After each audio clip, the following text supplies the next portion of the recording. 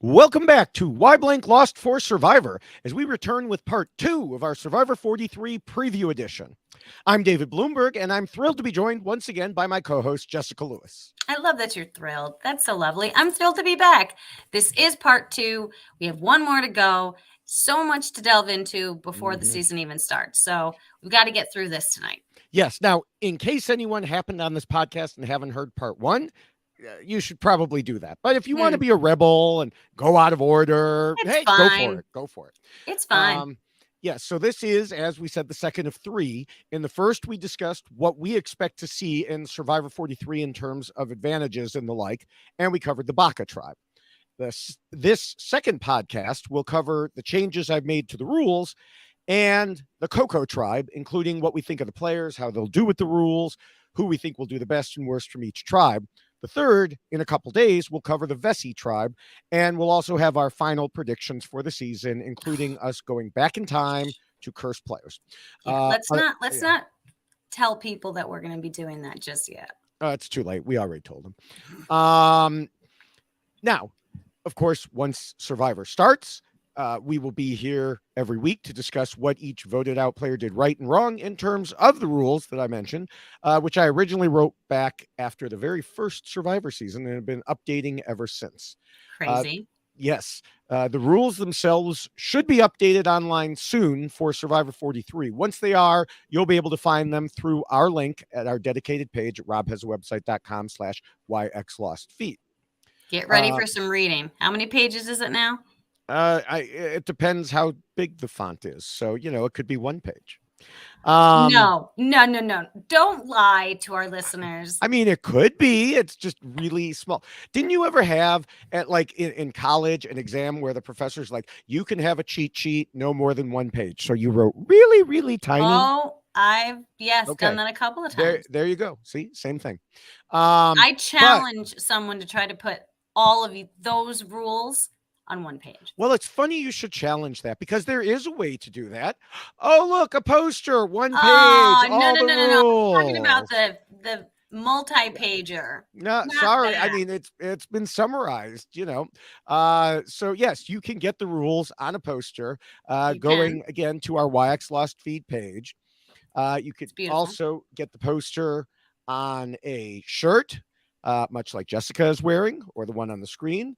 You can get checklist version, much like the one I'm wearing or drinking out of, or the one out of the screen. So again, that's robhaswebsite.com/yxlostfeed. Before we get to my updates in the rules, I do want to mention that after part 1 was posted, where we discussed what twists and advantages might be returning, then interviews came out with Jeff Probst in which he talked about what twists and advantages might be returning. It's like, really? Are we going to have to reorganize this for the future? So that comes last, even though it should be the first thing we talk about. It's terrible, right? It's terrible. Come on, Jeff, work with us, please. Yeah. Now, the good news is he said the stupid hourglass and do or die will not be back this season. Thank goodness, right? Yes, right. Because, and honestly, maybe they've had some reflection on this, right? It's not going to work the way that they had wanted it to work because now everybody knows about it. Right. Well, and he did say in his interviews that, obviously there was a lot of, he heard from the fans and he heard from players and, we can't, since we film them back to back, we don't get the fan reaction. So we kept it for 42. Yeah, but you got the player reaction. That should have been enough to make you realize that was terrible. That's a fair point. Yes.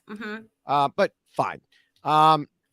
He also talked about how it was always intended to make a series of shorter seasons and making it tougher.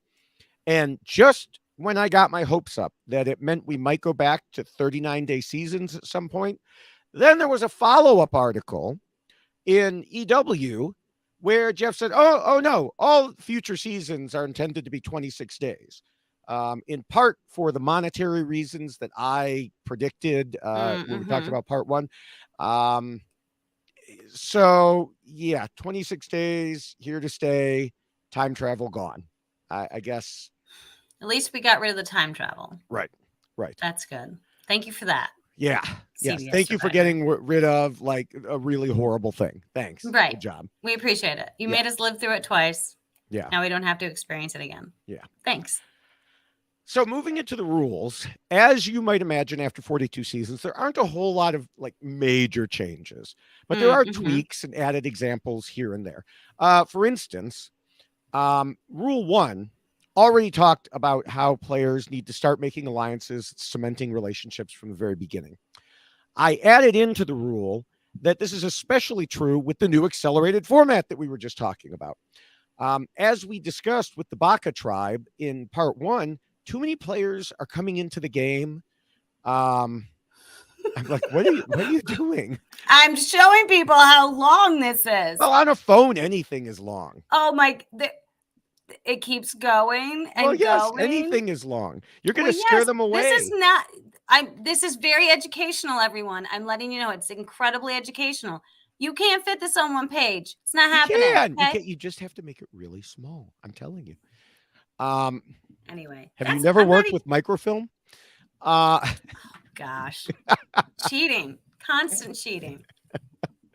So anyway, as we discussed about the Baka tribe in part 1, too many of the players are coming into the game saying, "Oh, once our tribe mates get to know us, it'll be great." You just don't have time to sit back and wait. And so I wanted to put something about that in the rules. Yeah. Other than that, I really didn't add anything else significant until Rule 6. So 2, 3, 4, 5 all stayed pretty much the same. 6 discusses not being too much of a threat. And there I wanted to bring up that especially recently, one by one, we see people showing that they're making moves and getting voted out right away. Often as a series of dominoes. Yep. The funny thing is, Mike White even referenced this very point, and I'm sure he was referring to Rule 6. He just forgot to mention it. In the second of his 3 Emmy Award acceptance speeches earlier this week, and he mentioned, hoping he wouldn't get voted out because of all his awards. And congrats, Mike. That's really awesome. Yes. $1 million, 3 Emmys. I think the 3 Emmys are going to lead to more than $1 million personally. I think so too. I think Mike's in a great position. Yeah. Now, later in that rule, I also added in a couple sentences about the concept of shields, noting it's become increasingly important to have the right amount of shields around you, whether they're meat shields or brain shields or nerd shields, if you want to call them that. But it's always a balancing act. This is something we talk about a lot. Sometimes I go back to the rules and we've talked about things so much that I just, in my head, they're already in there, but they're actually not. Because it's a balancing act to figure out when those shields have to go. Too soon, and you could follow them right out I was going to say out the door, but there's really no doors in tribal council. And then you're swimming home. Yes. Too late, and you may come in second to them. Yeah. And it is an incredible balancing act. And I think that we have seen some people carry it off exceptionally well. And then other people really just create their own demise because then, yes, once that shield is gone, everyone is starting to look at you. So it is certainly a balancing act that you need to kind of figure out all of those permutations when making that decision. Yeah. And it's something even in Big Brother right now, as we record, that same kind of discussion and debate is being held amongst some of the players. It's like, some of them are like, why are you keeping them in here? And those players are like, well, I need them as a shield. And I mean, there are not that many players left. Right. You're running out of time. Yeah. Yeah. Of course, they only have to get to a final 2, not 3. So that changes things a little bit too. Now, after Rule 6, perhaps unsurprisingly and also unfortunately, I needed to make the most additions to Rule 7. Because of the increasing importance of knowing how to deal with idols and advantages, as Jeff has become more and more, we'll say, creative and put further emphasis on them. It's a kind way. Yes, a very kind way. I am nothing if not kind. No, I would never get mad and yell about stuff on podcasts. You would never be upset about advantages and too many of them. Never. Neither of us. No. One thing I added was just a few words, but I think worthwhile ones. I already had noted the people should indeed find any idols they can. But I wanted to clarify because I realized it wasn't in there. This should be done without putting yourself in danger in the game. I kind of figured that was implied, but yeah, it's a set of rules. You got to put it in there. Yeah. But speaking of staying out of danger, I added in several things about keeping idols and advantages secret and noted there should be more emphasis on this. And this is something we have also discussed, especially over the past 2 seasons. We saw with Marianne last season, she was literally the only one to keep an idol secret. Yeah. And she won. Yeah. But if you do have to tell someone, make sure to tell all of your close allies so none of them feel left out the way Jonathan and Marianne did when Mike told them about Lindsay's amulet idol. Right. To take us back to near the end of last season. Don't want to create any unnecessary divisions. Right. These are all good additions. I'm enjoying these very much. Now, one way to help with keeping things secret is something I mentioned in part 1 of our preview, that players may want to consider trying to wear clothing that can hide idols. And I know production picks the clothing, but they choose it out of what the players send them, right? No, they do not. No, not they do always. Not always. So, a little inside baseball here. You do send clothes in. They don't advise you that those will be your in-game clothes, but your press outfits. And then from there, ta-da, here is your game attire, right? So I figured that out, which was lovely. They don't tell you that unless you figure it out. I definitely figured it out. So I was very cognizant of what I was sending. Like I sent a suit. Please do not put me in a suit. I realize I'm a lawyer and all, but I'm going to be on an island. So, but I know that sometimes purchases are made on behalf of the players for whatever reason. I know in my season that did happen where things were purchased because they didn't accept what had been sent in. And then players were like, look at this bathing suit I have to wear. Like, this is terrible. I didn't buy it. CBS bought it.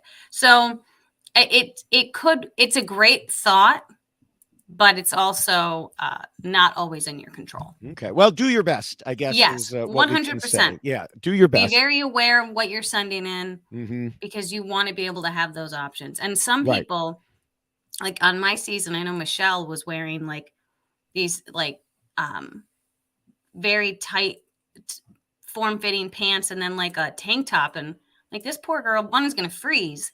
But then also like you have no option for anything because there's no pockets, there's no nothing, there's no give. And it's so, yes, I wholeheartedly agree with that you need to be mindful of what you're sending. Yeah. I mean, this was something that on Australian Survivor, one player was talking to another player. They came upon them, found an idol. And the guy was like, I have no place to put it. And she's like, oh, I have this big flowing skirt. Here, let me help you. And then she voted him out and kept the idol. So, dirty. So now, if you are going to hide something in your clothes, make sure it stays hidden. We don't need another JD situation with an extra vote advantage, literally hanging halfway out of your shorts. Yes. Yeah. No, and that is something that. And again, you can't necessarily prepare yourself for these things because you might not think of it, but that happened to me immediately when we ran out and we were collecting things and all of a sudden I had to hide something and I had to hide something like this while there was people running around. I didn't know who could see me, but thank goodness I had a long flowy kind of shirt. I had a sweater. No one was going to see that tucked in my back. And so of course, like, those are the types of decisions you have to make because when the game starts, that could happen to you. You might find something right off the rip and you need to put it somewhere and it needs to go quick. So yes, definitely think about those things ahead of time. And tuck it in. Yes. Yeah. Check yourself if you have time. Yeah. Nothing flappy. Right. Always good advice. Nothing flappy. Now, there was another point about idols that I mentioned in part 1, which I've also now added. And that was how in Survivor South Africa, Return of the Outcasts, fake idols and advantages were turned into an art form. Two different players independently came up with the idea to create fake idols and plant them in tribal council so they could be, quote, found by them later in a realistic situation. It helps build up the story. If people see you find something, I mean, that's already in the rules. No one's just going to take your advice, your word for it and say, oh, look, this is an idol. You've got to have, you got to have the bag it came in, or the RHAP it came in, or the rules that came with it, or whatever. Keep everything out there. Be a hoarder. Yes. And like I said, if you can create a story about it, they see you find it, then maybe they won't be worried as much about some of the other things. Right. Additionally, another player bluffed having several different advantages and disadvantages to confuse other players, and so they wouldn't be blamed for turning on allies. Like, oh, I couldn't vote for your way because, I lost my vote. Oh, shucks, I don't know what happened. It was stolen from me, so I had no control, And so, yeah, this sort of creativity might be rewarded more going forward. Well, and the other bonus that people have, because there are so many new advantages and things are so crazy and outlandish and unexpected, that yes, be more creative, because players might not realize that this can't be a thing, because it could be a thing at this point. It would be funny if they don't have knowledge is power back and someone just turns to someone in tribal council and says, I have an advantage that says you have to give me your idol. Hold the press. Stop right there. I am in love with this idea. What an ingenious idea. Oh my gosh. Yes, please. Yes, somebody out there, do this. Yeah. That's it, Bloomberg. That's it. This is the Bloomberg rule. Yes. Little asterisk next to that. Oh, I love that. You have to give me your idol. Oh, okay. Could you imagine? But even if they turn to Jeff and be like, do I have to? It shows that they have an idol, Right. And is Jeff going to clarify? I probably. I mean, if they did it, he'd probably be like. Well, because Jeff has always been very good about not affecting people's games. I've always been impressed with his ability to keep the secret, right? Not blow people up at tribal council, not say things he's not supposed to. He's incredibly talented in that regard. So I'm curious, because it's not an actual advantage, but it's somebody's strategy to play the game. Is Jeff going to step in and say, because let's think about Adam. Okay. So when Adam was claiming that he thought that could be an immunity idol that was on the podium, right? And Jeff said, so you want to play this idol then? And Adam said, yes. So he didn't confirm that it wasn't an idol until after he had confirmation from Adam that he wanted to play it. So I thought maybe he would kind of follow along in that way. I think so you say to me, I have an advantage, you have to give me your idol. If I'm gullible enough to say, oh, okay, here it is, then I don't think Jeff will say anything. If I sit here and go, Jeff, do I have to give this to him? Then I think Jeff will say no. And that's what I'm wondering, if Jeff is then going to be like kind of calling people out. I love this. Is so fascinating. Because remember when Suri tried to use Sarah's advantage and there was fine print in it. Yes. He said no. But he didn't say no until Sarah actually said, you can't do that. Like it was going to just I think he forgot what was on the fine. Well, and that's quite possible. But I know that Sarah was the one that was like, hold up. No, you can't use that. It says it on there. And then they had to kind of revisit. If someone is actually, I think it was Troyzan who originally pointed it out. Oh, it might have been, yeah. But if someone is in tribal council lying about stuff, Jeff is never going to say that person's lying about something. Right. Until it gets to the point where he's directly asked, like, do I have to do this? This is fascinating. Oh, I'm sorry. You just sent me down a path I never expected to go on. I am ecstatic. I want this to happen. I want to see what would happen. I do too. I have to try to find something fun about all of these advantages. Yes. So Please, We'll just make them up. future players, have some fun with this, because my gosh, that would be incredible to watch. Yeah, Jeff said. Jeff will be like, what? And Jeff's not allowed to comment. Yeah. Just throw all kinds of stuff in there. Yeah. I went on a secret trip. I love this. So, all right. Well, moving into Appendix B, Marianne gave us some stellar moments that I definitely had to add as examples. We discussed in our Why Marianne Won and Everybody Else Lost podcast that as she headed toward the end game, she set things up to be in Final 3 with multiple possible combinations. She got Mike to promise Final 4, but she also had an idol of her own in case he went back on his word. If she had won the Final 4 challenge, she was obviously going to the end. If Mike won it, he gave her his word that he'd bring her along. Though he might not have actually done that, but she was, she had a backup. If Romeo won, she knew he would put up Michael versus Jonathan in firemaking, as he did.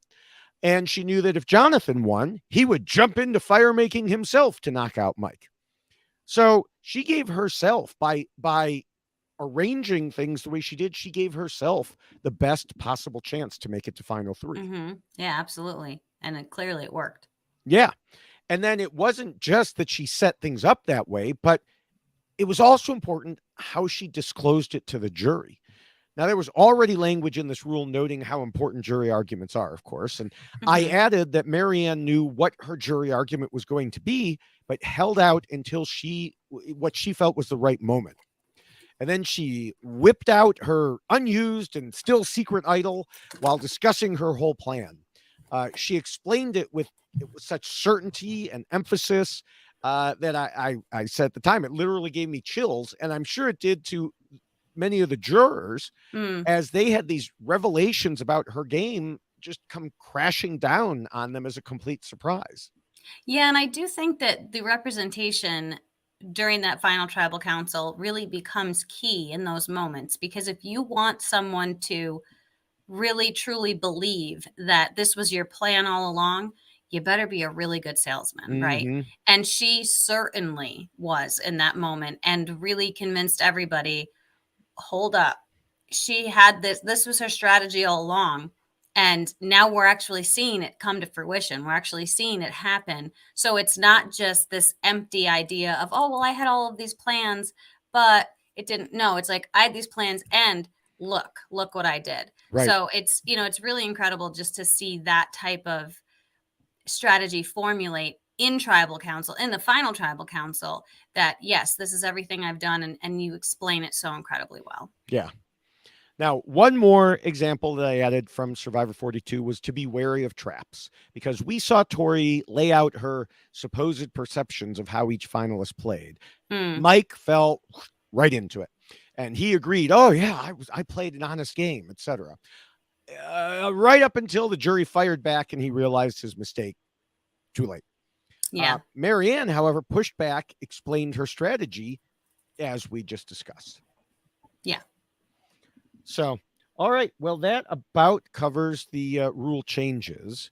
And the David Bloomberg trick. Yes. I'm not sure that I was the first one to come up with it. I may have read it somewhere. Who knows? But hey, I'll take credit for it. I love it. Till someone else comes forward. Right. So, as I said, I hope to have the new version posted soon. We'll see how that goes. Excellent. Very good. So it's time to get to know the new players on the Coco tribe. Now, first I want to say that Coco is my favorite tribe name ever, because who doesn't love Coco? Oh, you do drink Coco during the podcast. Yes, that is what I drink every podcast. So it's brewed Coco. Okay. This is what I drink. I am a huge Creo Brew customer. Creo Brew. Yes, I drink it hot, cold, multiple times a day. It is brewed cacao. Well, Coco. Today I have water because my throat is terrible. However, my tribe would then be the red wine tribe. That would be lovely. And now we're going to discuss the red wine tribe. Nothing too fancy. So, yes. So maybe we shouldn't name a tribe after Jessica's beverage. or we should. And honestly, I'll just throw this out here because we did have the go on AstroTurf, right? That whole little Mhm. phrase. So my favorite wine to drink as just kind of like my dessert wine, if I will, is called Love My Goat. So seems appropriate. Oh, okay. Do you drink it while you're on AstroTurf? I've never tried, but I should. Okay. Um, Now, before we quite get into it, just as we said in part one, everyone should remember we're basing almost everything we're discussing off of a relatively small amount of information. Mm-hmm. So, if Sorry. yeah, yeah, I guess that's it. It is what it is. Right. We will start with Cassidy, who is a 26-year-old designer originally from Texas, who was scheduled to be on Survivor 41 until it was postponed. It's interesting, and I know that Robin might discuss this a bit, but I was under the impression that everyone who originally made it onto 41 and 42 were told, you'll get on the show. But she said she had to reapply and go through the Yeah. process again. Now, it's possible both are true. It could be that everyone who was originally going to be on 41 still made it to Survivor. They just had to follow the process in case things changed in their lives or anything like that. Kind I of don't like, know. That seems a little yeah. bit much because it's so close in time, right? Yeah, but it's Like, kind of like every time you go to the doctor, you got to fill out those forms that say, yes, I'm still taking these same medicines. Yes, I still have the same family history. Yeah, seems crazy. yeah. So, Well, anyone who describes himself as groovy, I'm intrigued. ah, I'm definitely intrigued. So, yeah, she's a lifelong fan who started watching when she was 4 and never stopped. She said, I have all the information you could possibly want to go into this game just because I've watched and rewatched the show so much. So, this brings us back to the question we discussed a bit in part one about whether watching and rewatching the show really is enough or if you need more. I don't know if it was coincidental or based on that, but a thread started, a question was posted in the RHAP patron Facebook group saying, how do different people, define fan, super duper fan, etc. yeah. I do It was think an that it's interesting discussion. yeah, and I think it's fascinating now to be reading through a lot of the descriptions that people have of their love for the game.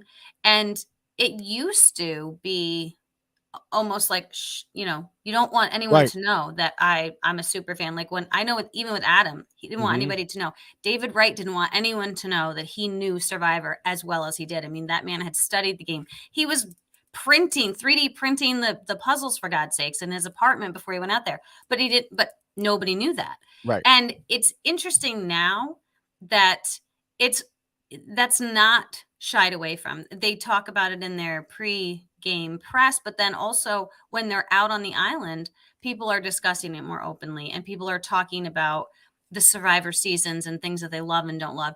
And I don't know if it's because the game has shifted so much, people feel like there's more of a comfort level there because, well, that was old school Survivor, so that doesn't necessarily matter. I can Hmm. talk about it now because now we're in the new era of Survivor. But I do think that it's a really interesting shift to see happening. And yeah, what does actually equate to super duper fan versus just someone who loves the show? Right, right. Yeah, that's actually a change that I had made to the rules, I don't know, a year, 2, 3 years ago, was to remove the stuff that I had about, like, don't tell anyone that, Mm-hmm. you're a super fan or anything, or at least I lightened it if I didn't remove it. Mm-hmm. Now, Cassidy also did fantasy league. She did a feast for finales. But she didn't mention podcasts or reading online or anything else like that, at least in this interview. So I'm not Yeah. really sure where she falls in the, the uh the the measurement of super fan versus super duper fan. I was just trying to envision a 4-year-old watching Yeah. Survivor and being captivated in the way in which people watching Survivor are because you're 4. Like Well, I mean, you're watching the colors, the challenges, yeah. seeing people run over, things. And I mean, my so, children started watching when they were young, but I don't think it was 4. yeah. I can't really recall, but impressive that she has been watching for so long and impressive that she's stuck with it and then gone back.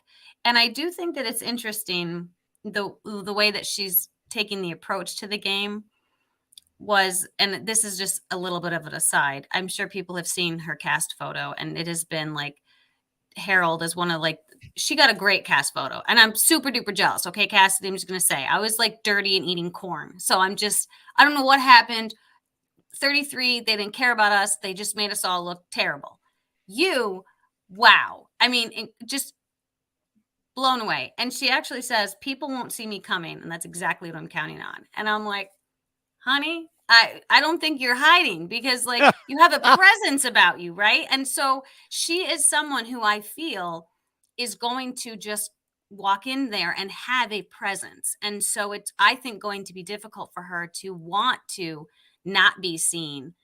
I think she's going to be seen. I really do. I feel like some people just kind of emulate that about themselves, and I feel like she's someone that's going to be doing that. Yeah. I don't know. Maybe she'll find a way to have a beauty shield. You got well, no, but it's not even. There's just something about a presence like she shield, confidence, a confidence shield. I don't know if she can figure that out, but I thought it was interesting when because I mean, people have been discussing just how like she just wins when it comes to the cast photo. Yeah, I mean, it could help her because one thing, I mentioned she didn't say whether she listened to podcasts, but I do wonder if she might be a Why Blank Lost listener, because one of her interview responses practically quoted several rules at once. She started with part of Rule 1 saying, it's really important to forge relationships and build alliances really quickly. I think people make the mistake of going in and just waiting until you lose immunity and you're going to tribal council to really start making plans. But I think it's so important to go in and make as many connections as you can from the get-go. So I told myself going in, I was not going to sit back and wait for somebody to come up to me and try to make alliances with me. I'm going to go to each and every single person, talk to them, find some sort of connection, and really have as much information as I can about these people to make my decision about who I want to be in an alliance with. Mm-hmm. Then she added our Ghostbuster provision, saying, honestly, just saying yes to everybody at the beginning, and then I could kind of figure out where I want to go from there. And then she jumped to Rule 7, saying, I also don't want to immediately go off by myself looking for idols or looking sketchy. Yeah. Now, let's compare what she said to part of what Rule 1 says. From the very beginning, you have to start making alliances and cementing relationships. And I do mean the very beginning. Later in the game, you can rework alliances according to what is necessary to stick around. But early on, you should make use of whatever relationships present themselves. If you don't, you might not have to worry about what happens later in the game because you won't be around. What this means is that first, you need to seek out alliances as soon as possible. Seek out any way to connect with people you've just met. I see a lot of similarities between what she said and what that rule says. I just have high hopes. Rules. Well, yeah. That's awesome. Yeah. If not, she came to that on her own. Well, that's also pretty awesome that she figured that out. And, she better not start writing rules on her own. She better not. I will say, too, that her take on the advantages was fascinating to me, because she was explaining how it seems nothing comes without a price attached. And I was like, oh, well, that's interesting. Now, like, it's kind of a little bit of a different way to look at it, is that I know that we say there's too many advantages and we don't like that there's so many, it's inundated too much. But she did say in the past, people used to be able to rely on finding immunity idols and things like that to save themselves in the game. But now there are risks associated with everything. And I thought, well, that is interesting, because we have had some players who have found a lot of idols and have managed to keep themselves in the game because they continue to find idols and play them. And now that's not necessarily going to be the case. So I thought that was an interesting little spin that she put on it, where it can actually benefit people because they won't be able to utilize the idols to keep others in the game. People can actually hurt themselves by having too many advantages. So I just thought that was an interesting little twist. Yeah. Now, Cassidy also referenced being flexible. So there's a Rule 3 point in her favor as well. And she said she could adapt to this type of fast gameplay environment. But then going back to what you said, she indicates she wants to be underestimated. She thinks she has the social skills, intelligence, and physical strength, but others might not see that. In particular, she said she's physically fit and competitive, but she has a slighter stature that will appear non-threatening. Now, one thing we discussed in part one was that these tougher early challenges, non-threatening is not necessarily a good thing right away. Right. With that said, if she can demonstrate that she can handle her parts of the challenge, then that won't matter. But even Jeff Probst said in those interviews that we were talking about earlier, there is a greater emphasis on tribal strength right now because of those types of challenges. Yeah, but I think this tribe's probably going to be in a pretty good position.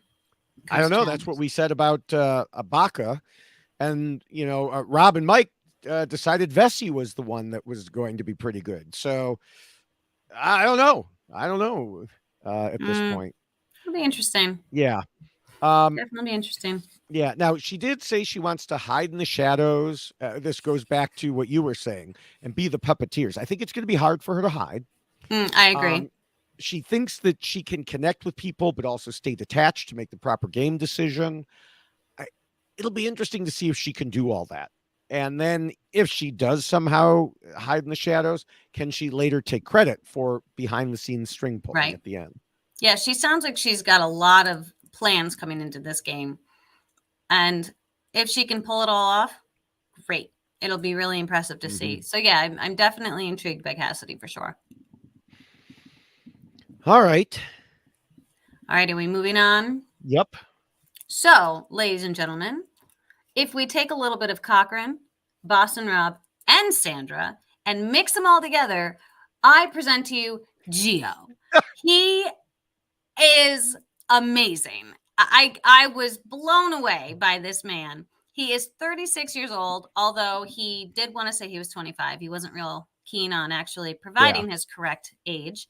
And he lives in Honolulu. And also he was a project manager. Not anymore. Yeah. This is how dedicated he is to this game. He did not have enough time to take off, so he quit his job.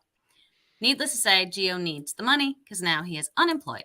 But I will say he is like a spitfire. I was like smiling listening to him talk. But when he came up with those three players, that is who he will be playing like. Whew. Listen, Gio, you have set your bar very, very high. Very. Yeah. That's a lot. I'm a bit hesitant with Gio here. Well, and I am too. I'm just, this is his, he was very sure, and that in the world will see him and he will win. And I do appreciate that. He's definitely coming in with a very positive outlook about himself. But I mean, like he talked about Cochran and Boston Rob, two players who are not exactly very much alike, and not at all. Also would be very difficult to duplicate. And Sandra, who is also nothing like either of them. I understand that he said Cochran because Cochran wasn't the strongest person, but this again goes to what we've talked about regarding the need for tribal strength. For Boston Rob, he said he picked him because he's cutthroat and strategic, but Gio wouldn't be as cutthroat. Right. Leaving me to wonder why he picked Boston Rob because Cochran was plenty strategic on his own. Yeah. Yeah, there's definitely a lot of mixed messages coming from Gio that kind of left me scratching my head a little bit. I do feel like he's kind of recently come out of his shell, which is why he's very excited about the idea of being on Survivor and feels like now is probably the best time for him to be doing this, which is awesome. But I don't know how well that will turn into gameplay because if he's looking at those three players and feeling like he's going to play like each of them, then his game is going to be all over the place because they are so different in how they played the game. And so I understand sometimes people like to combine and say, well, I want to play like this and I want to play like that. But wow, you are across the board, like with different game approaches, strategies, everything about those three people cannot be any more different other than they all won. I mean, that's it. and they all won differently. And so Yes. I do feel like he might be a little scattershot, that there's a lot of things that he wants to do, and he's also very excited, and he seems like an excitable personality. And so I'm a little hesitant with how well Gio is going to be making it in this game, just because that can be a lot very quickly. And if you don't have a set plan, it's not like Cassidy, where she seems very Right. regimented with how she wants to approach the game. Not Gio. He does seem like it's a little more fun and exciting, and he's going to go out there and be 3 different people. Yeah. I mean, he said he's, watched every episode. Beyond that, he said he's analyzed the game and has learned a lot. But continuing with our discussions, on that related topic, it's not clear to me if he analyzed them on his own or he's been doing other things like podcasts or Reddit to help with that analysis. There wasn't as much in his interview responses, so we didn't have as much to work with. Like, for why he believed he could be the sole survivor. He talked about already being a survivor in real life and struggling and fighting hard and having the fire in him. But none of that really addresses why he can win the game of Survivor. Well, and also the fact that he referenced Eric about being like one of his favorite moments when, Eric gave up the immunity necklace. Everybody did. But his response, I think, was quite funny, because he was talking about how that was one of my favorite moments because I love blindsides. I love things that impact the game, that makes people want to say, wow, I want to watch the next episode. So I'm hoping to do the same thing. Hopefully not something as dumb as him, but something crazy and good that makes me win. Okay, at least you explained yourself, because initially it was like, Eric, this thing about Eric, I want to do something just like that. Oh, no, wait. Yeah. Not exactly like that. Not on that end of things. Right. Yeah. Crazy, but not that. Yeah. So I really feel like he seems very excited, which is awesome. Yeah. And on that note, one thing that worries me in his mini social media video, he said he wants to play so hard until someone tells him to tone it down. Yeah. Because the way people usually tell someone like that to tone it down is they vote you out. Right. They write your name down. Bye. Yeah. You were too much. Bye. And here's no one's going to pull you aside and give you life advice. This is not like when Tyson pulled Coach aside and said, "You want my advice? Here's what you need to do." No, nobody does that in new players. No, this is a 6-person tribe. They will look for any reason to vote the first person out. And if you are handing it to them on a silver platter, they are not going to pull you aside and try to correct the behavior, because then they're potentially putting themselves out. And that's just not going to happen. Mm-hmm. Yeah. So. All right. We can move on to James, who is an event planner in Philadelphia and says he thrives in chaos and believes he can transfer the skills of managing events and dealing with people and problem solving into Survivor. Now, we've often heard from players in the preseason who think their job or life experience translates to Survivor. What do you think about this? Job does. Well, what do you think about that in this case? For James? Yeah. Well, the one thing I will say, as an event planner, you can go in with a plan and things can go to shit, right? I'm just going to say it. Like, things can happen. Like, and it's the same thing with a lot of things that we do. Like, this is how I envision, and this is how I want things to do. And what are you doing in order to create those events? You're relying on other people, right? You have to have other people actually providing, like, flowers or the music or whatever, the space. And guess what? Stuff happens that is not in your control, and you have to learn to adjust on the fly. So I can see that being a definite benefit for him if he's able to take on a big task and then realizes, oh, snap, this is not working anymore. Got to switch it around and change things. I could see that definitely being to his benefit. If he's able to do that and has to formulate something quickly, that could help. Okay. Yeah, I mean, getting so yeah, as far as life experience, okay, I can see that. As far as watching Survivor, he said he paid attention to the strategy components and interpersonal relationships, which is obviously good. And he grew up playing chess, which of course is also all about strategy and foreseeing the moves of others. He wants to be perceived as a fun-loving, laid-back, steady force type of person who isn't really too serious. Yeah. But he said that behind all of that will be someone who's going to cut their throats, and the second he gets a whiff, they're trying to come at him. The problem, of course, is determining when someone is trying to come at him, because it's not quite as easy to determine in Fiji as it is on TV. Right. And that's fair.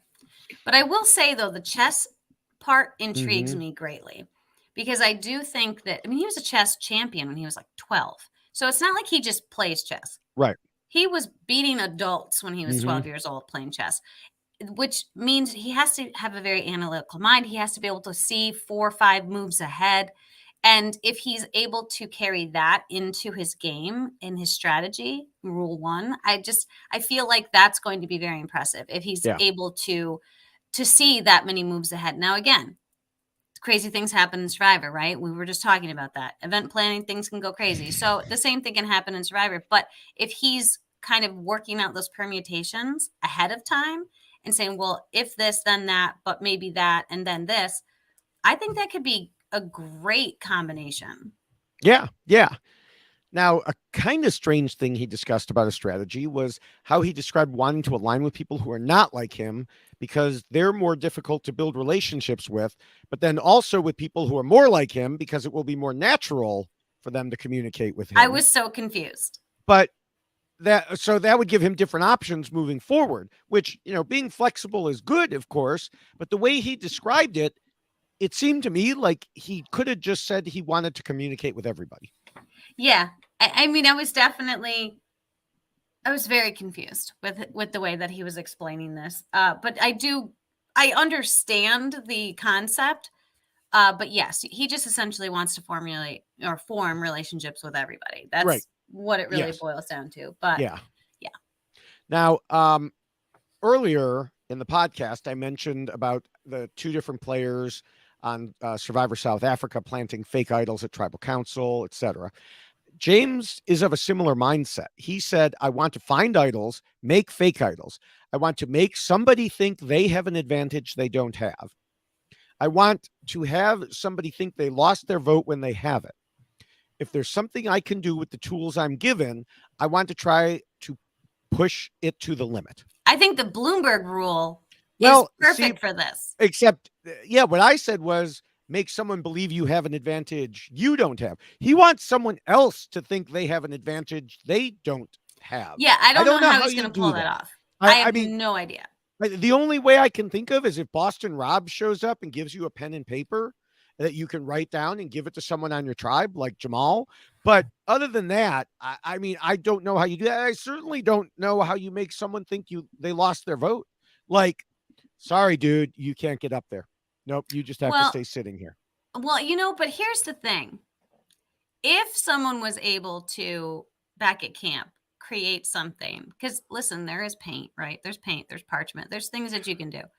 If you, put on something, no vote, hide it, they find it, you've lost your vote, and then they spend the entire time at camp thinking they don't have a vote, so they're not they're changing their strategy for voting because they don't think they can vote. You could just mess with someone the entire day leading up to tribal council. I guess let's say that you get a beware advantage and it says in the text, you have lost your vote. If you tear really carefully, you can just rip out that portion. Mm-hmm. But then you have to find a way to give it to someone. And don't you think they might wonder why it's only like this big? Well, right. But listen, you have to be creative, right? We talked about know. Creative. I'm just paint on a coconut. I don't know. Do something. Don't you remember when they were just dropping things from the sky, like it was next to the fire? Look, oh my gosh, here's an advantage. Listen, Survivor's doing crazy things now, right? Unexpected things. Paint it on a tree. I don't know, something. Someone stumbles upon the wrong tree and they're like, oh, damn it, I lost my vote because I walked into the wrong tree. I don't know. It would be interesting. Because if anything, you're going to wreak some type of havoc, right? And it sounds like he wants to do that. He wants to stir the pot. I'm not saying it would work, but it would surely be fun. Yes. Now, one more confusing thing for him is he talked about wanting Sandra's anyone but me to be his strategy, but then also talked about having people he trusted. The thing is, anyone but me is generally used when you don't have a solid alliance. Yeah. The point is to keep the target off yourself, Right. not necessarily to direct it. Yeah. So again, confusing there. I don't know. He's got a lot of things though. He's talking about how like it doesn't seem like emotion is necessarily going to be part of his gameplay, but then maybe it will be. He's a little all over the place too, I will say. But I'm excited. I'm intrigued. All right. Well, what do you think about Karla? Karla, woo! I'm liking my girl Karla. This is so much fun. So Karla is 28. She's from San Diego, California. She is an educational project manager. And anyone, again, I'm loving the like hobbies. Brunching. Brunching is one of her hobbies. Girl likes to snack in the middle of the 11 o'clock hour. I love that. I love that for her. And her grandfather is her hero, which I also thought was absolutely lovely. But there's something very interesting about Karla because I can appreciate her backstory, which I think is going to definitely help her in the game of Survivor. She is someone who said, I've never been given anything in my life. I've had to earn it myself. She got a scholarship that she worked really hard for, was able to go to school and doesn't have any debt because of it. But she's kind of seen both worlds, where she came from, very impoverished, where she went to, not. She went to Berkeley. So she has this like mix of background and her most recent existence, and her ability to utilize that was really, I think, empowering. Just listening to her talk about it. She said, I know what struggle is. I know what being hungry is like. I know what it's like to play with someone, whether it's lying to them or making people feel good, because that's the life I've had to live early on. And I'm able to code switch easily. All of this resonated so much with me just reading it, because that was a very similar experience that I've had. And so something like that, I think, can certainly bode well in the game of Survivor, because you're not going to be out there whining. She's not going to complain about anything. She is not. She is going to be out there, I think, working really hard and being willing to do whatever she needs to do to play the game really hard. So I'm definitely like excited for Karla. I think she's gonna kill it. I love it. Yeah. I mean, she said, like you said, she feels she could connect with anyone socially. She loves getting to know people. She said she could dig a lot of information out of people by being genuine and interested. And like you said, the code switching, she can talk to people in very different situations. She also knows what it's like to lie to someone to make them feel good, because she had to when she was younger. And I definitely think all those things will help her on Survivor. Yes. And I don't think that she's going to be someone who's necessarily going to come across as a threat right away. I think she's going to be able to balance that very well. And that because of that upbringing, because of where she's come from, she's not going to tell anyone that she went to Berkeley, because she understands that will allow people to make some determinations about her that she might not want them to know right away, because they're going to make assumptions about how smart she is. And so I love that she is very aware of that as well. And I feel like she's got a really good shot to make it rather far in the game, because she is going to have that ability to know so much about herself and how she can fit into various situations, which will certainly help her in the game of Survivor. Yeah. Now, circling to her Survivor experience, or her Survivor history, she said she's been watching since 2014 or 2015, but she's definitely gotten fully into it since then. Watching with the friend who got her into it, with her wife, hosting watch parties, playing Survivor in a bar, bringing everything in Survivor, her kickball league, having a weekly call with her work mentor about Survivor.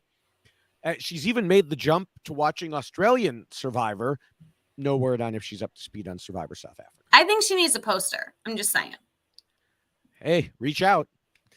We could get one. Well, hold on. Let me talk to the shipping department. Shipping department, can you make that happen? I think I can do that. Okay. So yeah. It'll be interesting to see how she does. I'm very intrigued. All right. Well, we can switch now to Lindsay, who is the oldest person on Coco at 42, which Really? is by no means old. Oh, I didn't see you taking offense when I talked about being older than the oldest person last time. I'm offended all around for both of Okay. us, okay? All right. Thank you. She's a pediatric nurse from Pennsylvania. Most importantly, she's another RHAP patron, and as she describes herself, unapologetically a super fan. Mm-hmm. She has been applying on and off for 22 years, especially in earnest over the last 7. She's been watching, obviously, since the very beginning. She said she eats, breathes, and sleeps Survivor. Now, when she gets out there, I think she'll do a lot more breathing Survivor, but probably not too much eating or sleeping. Yeah, probably not. It's going to be a little bit impossible. Yeah. Yeah, I'm a little hesitant with Lindsay. I feel like she's someone who is very desirous of playing Survivor, Mm-hmm. and she's clearly been through a lot recently due to her profession and all of the pressure that she's been under. And I'm hoping that she's someone who can take all of that and spin it into her game very well. But I also don't want her to be misinterpreted. I don't really know the other, and because she's aware that she's the oldest person on the tribe, and so we see that that can be a concern right off the bat, right? Again, this idea of we have to vote somebody out, and we have to figure out why to vote them out. But she is very aware of that fact of her age and how that has negatively affected women moving Mm-hmm. forward, that sometimes they do even make it to the end, but then they don't win. And so that's the concern I have for her, is that she will get lost in that component of herself, not through anything that she's necessarily going to do, but that's just who she is. And I'm hoping that she's able to spin out of that and not have that be the deciding factor. But again, this is one of those circumstances that is beyond her control. And maybe she'll just make really quick connections, and she'll be able to have that nurturing component, and there'll be connections, and that would be lovely for her. So I'm hoping that she does that, because 42 is not old, but she is the oldest one on the tribe. And so if they're looking for a reason, that could be the reason. She is the oldest, but nothing about her. We're going off of the very basics here, but nothing Right. to me indicates she will be like a challenge liability. She doesn't stand out as being obviously the oldest. Oh, for she's sure. only a few years older than at least one, maybe 2 other people in the tribe. Right. I think she'll be able to navigate both strategically and socially. Now, we know it only takes one misstep in a challenge, one person to perceive something the wrong way. But as long as that doesn't happen, I feel good about her chances. She's been watching since the beginning. She's a patron. She listens to the podcasts. She sees the discussions. She's been able to watch the game change over the years in real time. And that's true. Rather than a lot of these people we talked about, well, they've been watching for the past few years, and they watch in compressed bursts. And, hopefully for her, that will give her an advantage. But she also knows there are a lot more game advantages and twists. And, but what I particularly like is that she won't be actively looking for advantages to the point where it's detrimental to her game. Right. And she recognizes that just knowing who has the advantages rather than necessarily being the one to hold them is important, which of course goes to some of the changes that I made last season to Rule 7. Yeah, and I do appreciate all of the knowledge that she's going to be able to bring into the game, because she is someone who has been watching from the beginning and wasn't 4 when she started watching. I'm not trying to diss Cassidy at all or anything, but there is a difference when you start watching it I was 19 when I started watching it. And so you do watch it differently and you process it differently. And you have, I think, a different appreciation for where Survivor came from and where it is now. And so I do think that that would be to her benefit for sure. And that's probably why she is aware of where she is with her age bracket and what that can be perceived as. And I hope that it doesn't have a negative effect on her, because it shouldn't. but just knowing how the game has throughout the years, there's been kind of a constant in that regard. Yeah. And I'm really hoping that she's able to overcome that. So perhaps she will, because she is aware of it and she does come in with all of that knowledge and truly understanding. And if she can appreciate the changes in the game and is looking forward to them and doesn't get locked into old school Survivor ideology, then, she could certainly do very, very well. Yeah. And you mentioned also that she knows that quote unquote older women, when they make it to the end, they often don't win because they were perceived as the mom, and how dare they play the game, Right. Exactly. This is what I'm saying. Right. It will be interesting to see how she handles that aspect if she makes it that far, because she said she was raised in the South and has that Southern hospitality, but she spent a long time in Philadelphia, and she will cut you.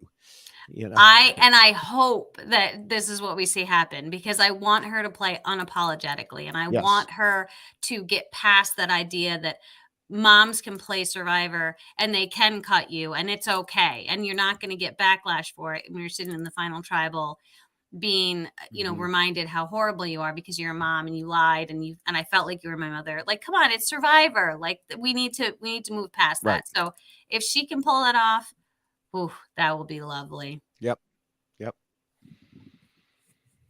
I like it. All right, are we on to our next? Yes, we are. We are now going to be talking about Ryan. Ryan is 25 years old from Savannah, Georgia. He currently lives in El Paso, Texas, and he is a warehouse associate. And this man, I must say, has such an incredible backstory and what brings him to Survivor as well. Like, I'm loving these backstories. They're really, really quite intriguing. He does describe himself as a triple threat. Says he can socialize easily, he's naturally strong, and he's quick in puzzles. I think he's the only one who actually has referenced puzzles, which I find curious, because that's something that I feel like people have a tendency to talk about. But he is one of the only up to this point that has referenced his ability to actually be good at puzzles. But he ended up having a very difficult childhood because he was born 3 months early and had mild cerebral palsy, and so didn't learn to walk until he was 4 years old. And so he certainly has come from struggle and has now been able to utilize that in his life, and he's a personal trainer, I think, is part of, isn't that one of the other things that he does too? I mean, it was a little confusing because it said something about warehouse, but then he talked about being a personal trainer. So maybe he does that on the side. He's clearly doing fantastic at this point. And one of the things that I found most intriguing because of what he's gone through is that he's learned body language, facial expressions, tones, and voices when talking to people or feeling the energy or vibe of the room. It has really helped him to anticipate and try to plan the next step around people and things in his life. So it's not, and that it might not be noticed. And so I think that can certainly work very, very well in Survivor, because sometimes it's not about what people say. Sometimes it's about how people are standing, where they're looking, how they're communicating. And if he's already in tune with that type of thing at that level, I think that could definitely help his game. It'll be interesting because he developed that to make up for, account for, I don't know if make up for is the right word, but to address what he described as that his brain doesn't go through necessarily the same steps as everybody else's. So he developed this to account for that and actually put him ahead of the game. Yeah. I will be very intrigued to see him at work on Survivor. If producers can actually take the cameras away from the advantages long enough to show people interacting.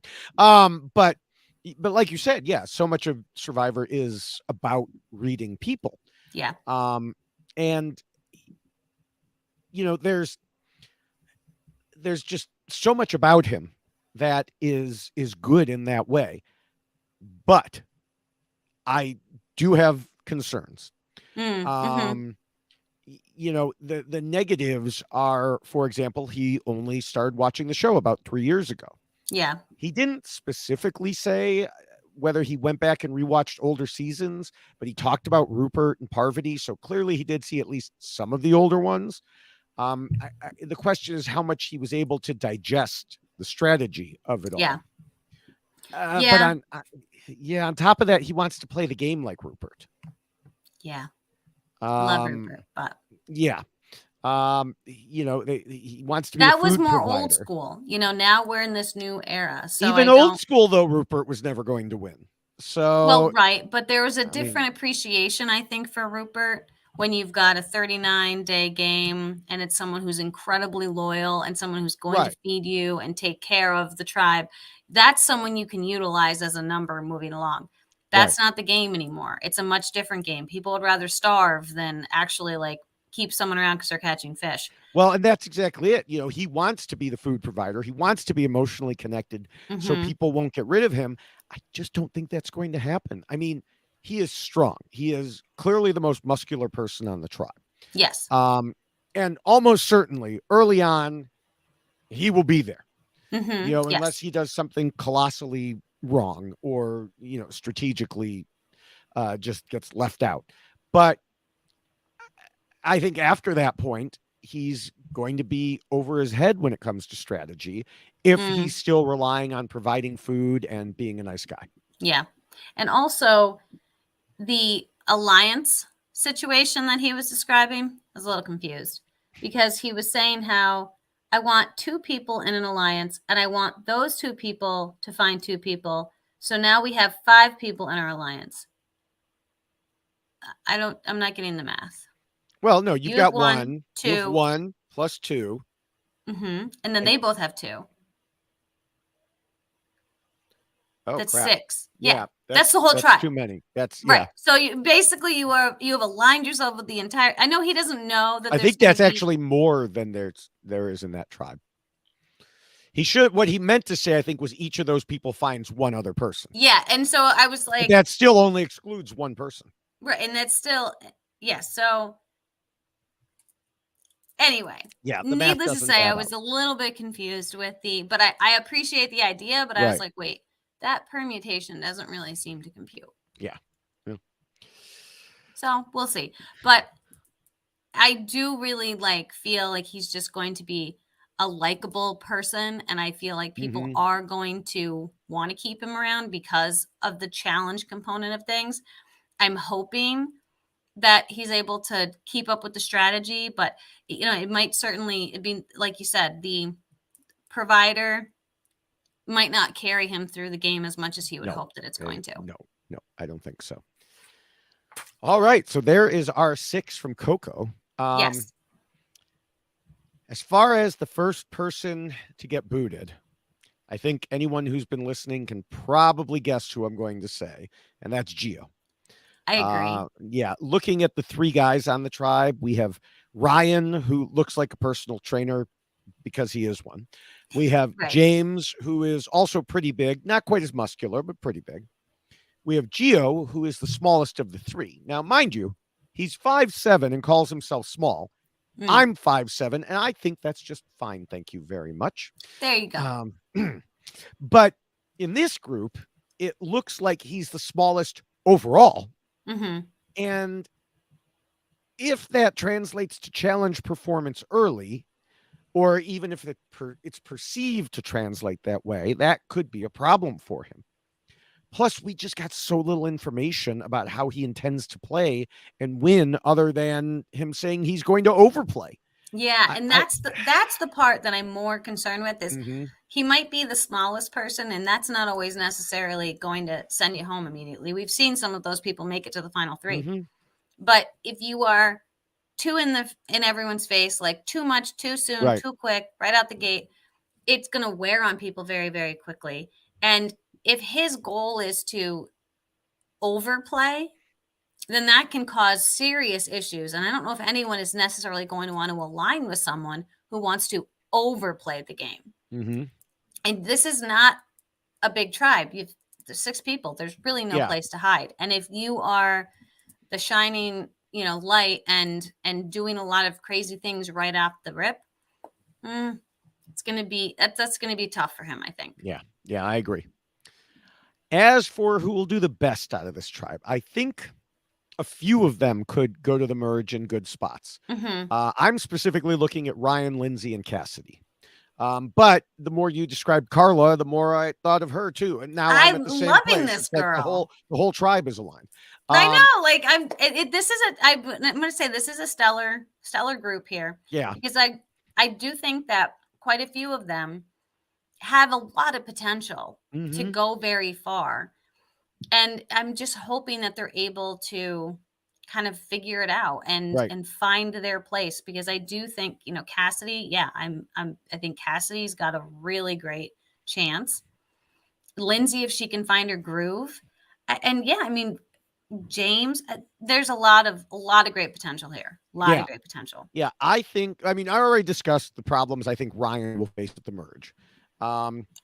Cassidy loses me, even though it seems like she's in tune with this podcast. She also thinks she's in tune with the universe, and can just manifest herself a win. Yeah, you can't just wish yourself to a win in Survivor. She did show several factors in her favor, but that plus her youth compared to Lindsay's long preparation and game insight, it just makes me think Lindsay is going to do better overall. All right. Well, I guess we're going to find out, right? Well, who's your pick? Oh, God. You thought you'd get away without saying it. I see did you. Too. I did. I think I'm torn between Cassidy and Karla. I really am torn between. I'm going to go with Karla. I'm going Karla. Okay. Yeah. All right. So there we have it. Don't let me down, Karla. I'm sorry, Karla. I'm sorry. I just realized what I did to her. Yes. Oh, I should have picked somebody else. Yes. So sorry. Everyone watch for our third preview, or our third portion of the preview, coming within a couple days. But before that, I am still doing double Y Blank Lost duty, as I mentioned previously. So I will be back on Saturday with Ovi Kabir to discuss why the fifth person lost Big Brother 24.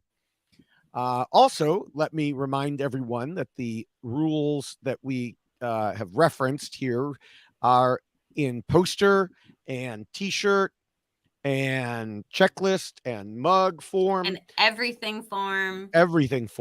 Yes. You can get that at robhasawebsite.com/yxlostfeed. And just click on those various things. I also want to encourage people to check out the RHAP patron program at robhasawebsite.com/patron. You can get all the access to the special podcasts that are just for patrons, the Facebook groups.